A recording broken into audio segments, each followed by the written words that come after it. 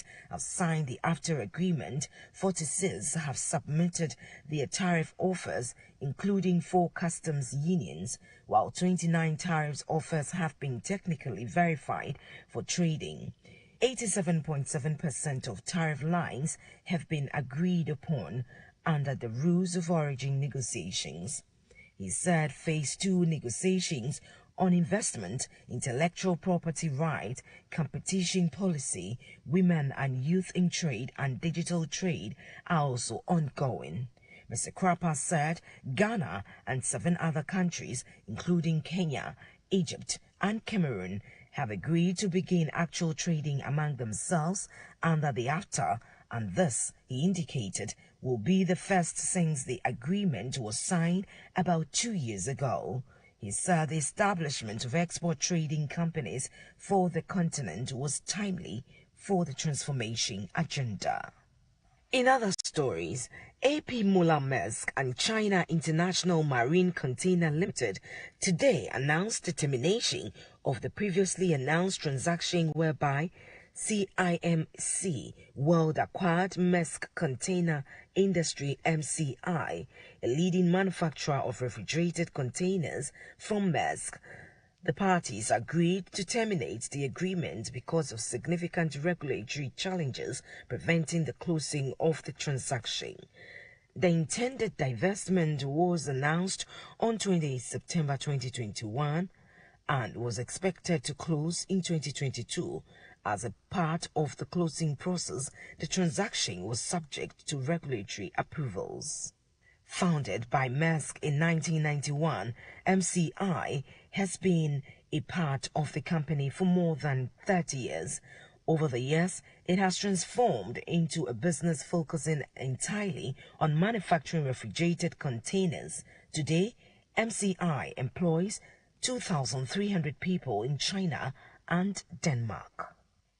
Hapag-Lloyd is kicking off its fleet upgrade program that will see more than 150 of its ships upgraded with more fuel-efficient technology over the next 5 years. The German shipping line has launched the program with the first loading of a retrofitted propeller in the port of Hamburg. The propeller, manufactured by MMG of Germany, will be installed on Hapag-Lloyd's 7,500 TEUs Nimbo Express in Dubai next month. The propeller design is estimated to reduce fuel consumption and associated CO2 emissions by between 10 and 13%, depending on sailing conditions. In total, Hapag-Lloyd has plans to equip at least 86 ships with the new and more efficient propellers. At the same time, 36 vessels will receive a new flow-optimized bulbous bow during dry docking. Each ship will also be painted with anti-fueling paint on the exterior hull beneath the waterline. The COO of Hapag-Lloyd, Dr. Maximilian Rutkov, said Hapag-Lloyd is investing into new future-proof ships while simultaneously focusing on making next fleet fit for the future. Hapag-Lloyd says the fleet upgrade program will cost in the 3-digit million range. It is known that Hapag-Lloyd ranks as the world's 5th largest container shipping line with nearly 250 ships in operation, including 120 that are owned.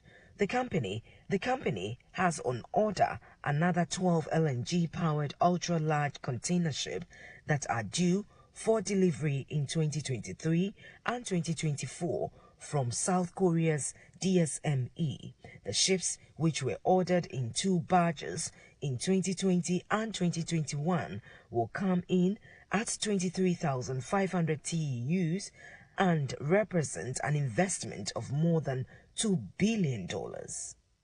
In other stories, 2 more dry cargo ships left the port of Chernomorsk along the grain corridor.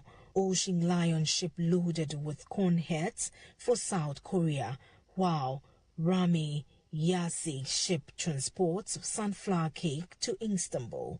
This morning, Liberian-flagged Ocean Lion departed from Chernomorsk to South Korea carrying 64,720 tons of corn. The Ministry of Defense of Turkey posted on Twitter said Turkish-flagged Rami Yatsi also departed from Chernomorsk to deliver 5,300 tons of sunflower cake to Istanbul.